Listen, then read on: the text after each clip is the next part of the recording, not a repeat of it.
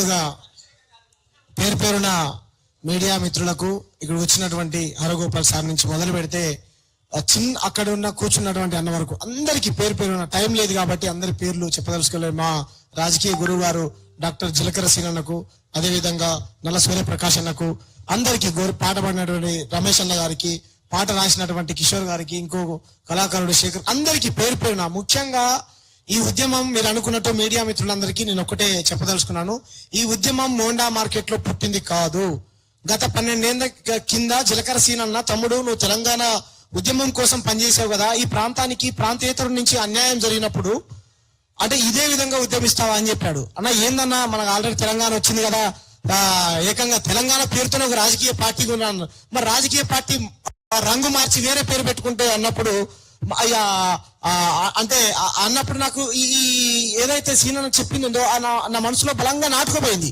పోయినప్పుడు పలు సందర్భాలలో నేను ఎక్కడికి వెళ్ళినా సరే దాల్బాటి, కచోరీ, పావ్ బాజీ, బంగ్రీ ఇటువంటి కల్చర్ చూసినప్పుడు నేను ఎప్పుడు చూడనప్పుడు నిజమే అన్న మీరు చెప్పేది, చాప కింద నీరులాగా వీళ్ళు పాకుపోయారు. మీరు చూడండి, హైదరాబాద్ లో ఢిల్లీ మిఠాయి వాలా, హల్దీరాము, బింగో లేసు, లేకపోతే రకరకాల మిఠాయి కంపెనీలలో మొత్తం పనిచేసే వాళ్ళు మొత్తం మార్వాడి, సారీ వాళ్ళ వ్యాపారాలు ఉంటాయి, దాంట్లో పనిచేసే వాళ్ళు కూడా మార్వాడిలో ఉంటారు. ఉండని తప్పులేదు, కానీ ఈ నేల మాది, ఇక్కడ నీళ్లు మా ఉద్యోగాలు అక్కడి నుంచి తీసుకొచ్చి పెట్టుకుంటాం.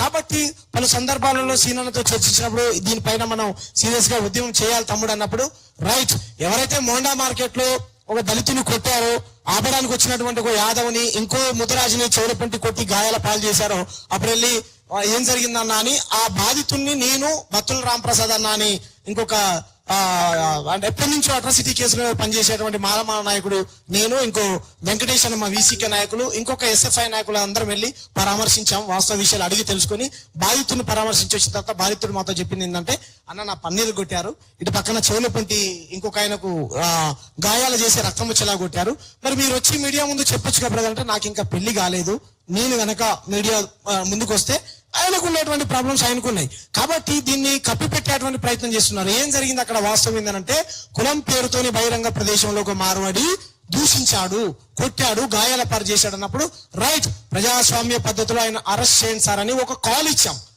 చెలో మోండా మార్కెట్ అని కాల్ ఇస్తే ఆ పోస్ట్ పెట్టి మాట్లాడినటువంటి వీడియో ఏదైతుందో ఒకటే రోజులో 5 లక్షల మందికి రీచ్ అయింది. అంటే ప్రాంతీయతోడు వచ్చి మా ప్రాంత బిడ్డను కొడతాడా అనేటువంటి ఇది ప్రజల్లో అంటే విపరీతమైన స్పందన రాగానే నాకు ఫోన్ చేశారు టాస్క్ ఫోర్స్ వాళ్ళు.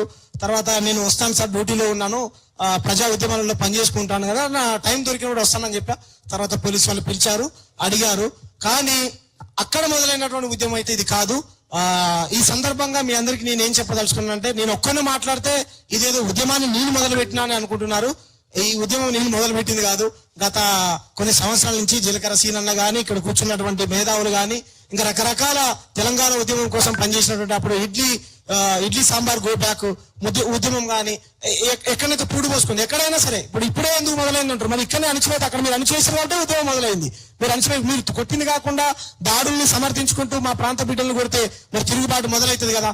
కాబట్టి మేమేం చెప్పాల్సిన అంటే, ఈ ఉద్యమాన్ని గ్రామాన్ని తీసుకెళ్తాం.